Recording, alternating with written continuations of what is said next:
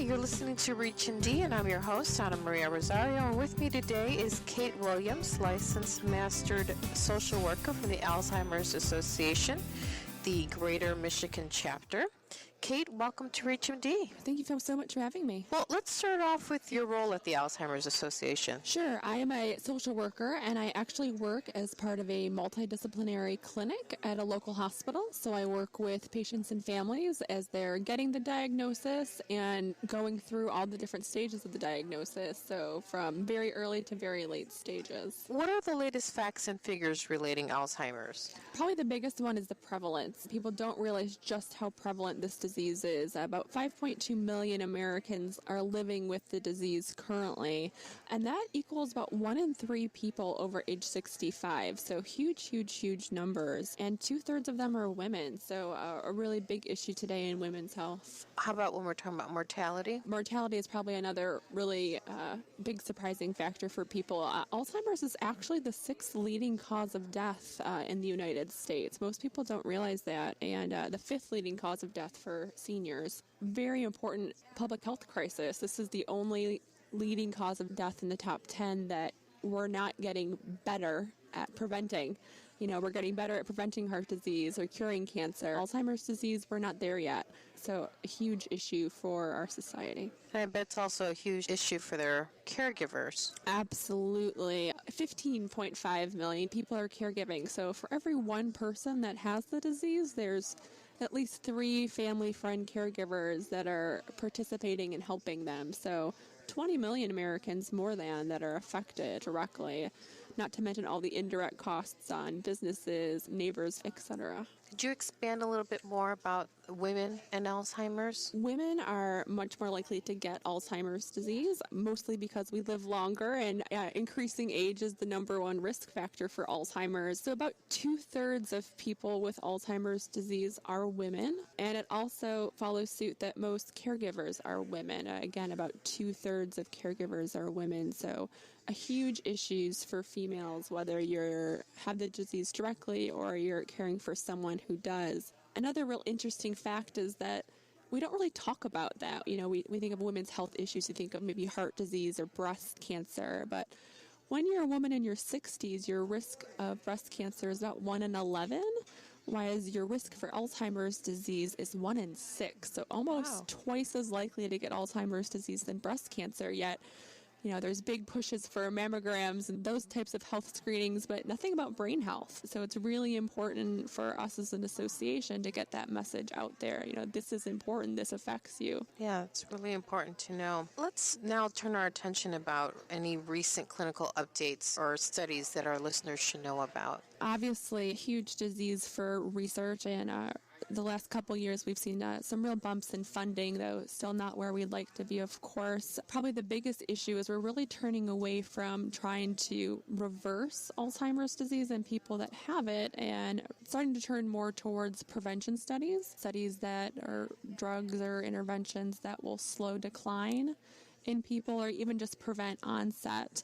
And a lot of what we're finding is the normal kind of heart health, healthy living stuff, preventing or controlling diabetes, preventing or controlling high blood pressure, high cholesterol, maintaining ideal body weight.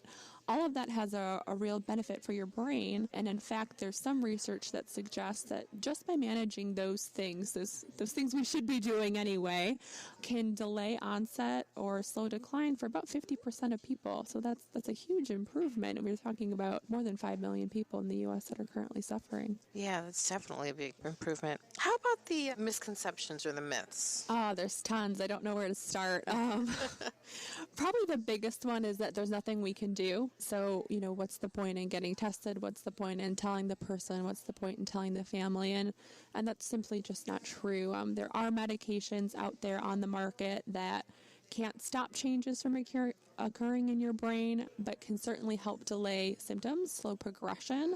And so that's why it's really important that if you are noticing changes in memory, that you go and get that checked out. The other fact is that just because your memory changes doesn't mean it's Alzheimer's disease. There's more than 70 different things that can cause memory change.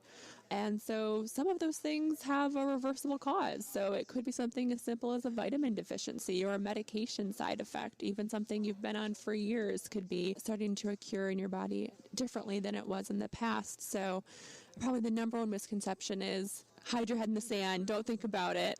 Please, please, please don't do that. Go get checked. There's things we can do to help, as well as things we can do to help you plan for the future. Having control over what happens to you if you do have this disease can be very empowering for people. I bet it can. If you're just tuning in, you're listening to Reach and D, and I'm your host, Ana Maria Rosario, and joining me today is Kate Williams, licensed mastered social worker from the Alzheimer's Association from the Greater Michigan chapter. So let's turn our attention to the Alzheimer's Association a bit more and assisting the healthcare provider. How can the healthcare provider utilize the Alzheimer's Association? We really want to be seen as a partner in healthcare with physicians. There's so much more to treating Alzheimer's disease than just giving a diagnosis and giving a prescription for a pill.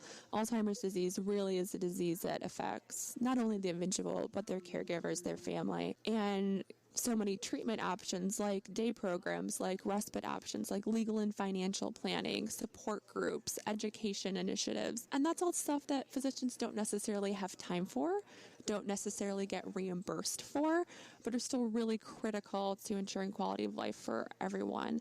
So we want to be seen as the place where physicians can refer people to get all those really needed services, whether that's accessing us through our website, which is www.alz.org, or through our 24-hour helpline, 1-800-272-3900. Sorry, a little plug there. We really want to be seen as kind of the next logical step when you get a diagnosis or something changes with your condition. We want to be there to support physicians and families. So when they call the phone number or the website, what kind of tools can they expect to find? Sure, you're going to get connected with either a trained volunteer or a licensed counselor, depending on your need, and get information on anything you might need. Even the things you don't know, the things you don't know that you need. That's what we're here for, is to really talk you through your situation, what's going on, and start looking at, how do we develop a plan of care. So whether that's looking for other resources in the communities, education, just someone to talk to. This is really stressful. We want to be there to provide that, whatever it might look like. Would you be able to share with our listeners today a real-life example, obviously mentioning no names, but a real-life example of how the Alzheimer's Association helped a healthcare provider and a patient? Sure. Well, gosh, there's almost too many to even begin thinking about. In my work, I work in a memory clinic, as I mentioned, and so I deal a lot with families that are coming in and getting diagnosed. And I think the real benefit to what I do is being someone who can sit down and really listen. It's so easy when you go to your doctor, of course, we're all busy, to kind of forget things or slosh over facts. And I think a lot of diagnosis even is just getting the real nitty-gritty of what's happening in good detail. And so, for example, I had a patient and, we go in and they say, well, she's angry. Well, what does that mean? Well, she's angry when I brush my teeth. Whenever we brush our teeth together, she hits me in the face. And, the doctor's thinking, oh, well, do we need medication? Let me start to write a script. I was able to sit down and say, okay, well, walk me through that. What does that look like? And so they went through and said, well, we put the toothpaste on our toothbrush, we put the toothbrush in our mouth, we rinse off the toothbrush, and at the end I flicker with the water from my toothbrush. And I said, well, wait a second, what do you mean you flicker with the water? And he said, well, it's kind of been our ritual our whole life. At the end of the day, I flick her with water from my toothbrush, she flicks me, it's kind of our good night, I love you. He says, well, now when I do it, I flicker and she hits me. And I said, well, gee, this is really a place for education here. This isn't a pill problem. This is a behavior issue, and it's not an issue with the person with memory loss. They've forgotten the meaning of this ritual.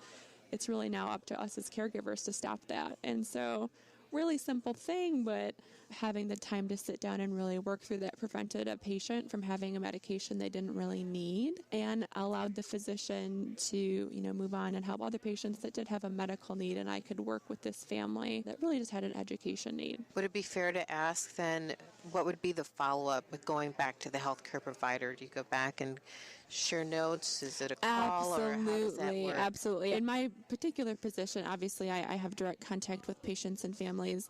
Someone that was just calling our helpline wouldn't have that same type of interaction, but certainly we're always interested in collaborating with physicians, whether it's providing education to their staff so they can do those same types of investigative work if it's appropriate for their clinic, or providing resources on site like support groups, etc. We always want to be there and be as collaborative as possible because we know this is a holistic disease. We need everyone's opinion to get to the root of the problem. Why don't we go ahead and tell our listeners where they can access the tools and information and where to go to, because I think it's really important. Sure. There's two options. The first is our website, which is www.alz.org.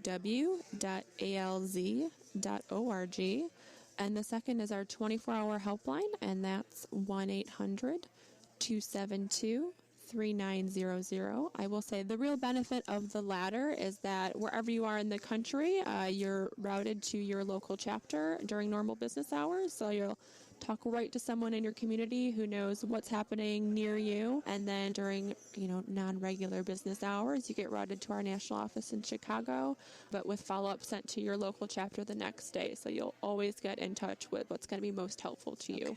And I was perusing your website, and it's a really cool website, I do. And I think I noticed an app. Yes. We do have some new apps out for physicians primarily, some help with diagnostic tools, behavioral interventions, but also some things for caregivers as well. Lots of cool interactive things, care finders, blogs, online support groups, message boards. So lots of ways to be interactive, lots of ways to use it on your smartphone or your tablet. So really we want to be something you can take anywhere, anytime, in your pocket, always there. Well, thank you so much, Kate. I really appreciate you coming and sharing your information about the Alzheimer's Association and the importance of diagnosing it and getting rid of those misconceptions and myths out there. Oh, well, thank you so much for having me. Okay. Well, I'm your host, Ana Maria Rosario, and you've been listening to ReachMD. To download this podcast and others in this series, please visit reachmd.com, and thank you for listening.